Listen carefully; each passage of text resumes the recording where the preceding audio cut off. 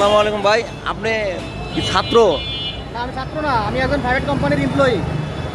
ও, ছাত্রদেরকে দেখে আপনিও নিজেও ছাত্রদের সাথে দাঁড়িয়ে গেছেন? আমি অফিস করার পরে দেখলাম এখানে খুব জ্যাম, ছাত্ররা পারতেছিল না, তাই সাথে একটু অ্যাড হইলাম। আচ্ছা ঠিক আছে, আমরা দেখছি মাওনাতে এর আগে কখনো কিন্তু এত সুন্দরভাবে দেখি নাই। ছাত্রদের উদ্যোগে অনেক সুন্দর ট্রাফিক দায়িত্ব পালন করছে। ট্রাফিক পুলিশ না থাকার পরেও ছাত্ররা অনেক চমৎকারভাবে দায়িত্ব পালন করছে।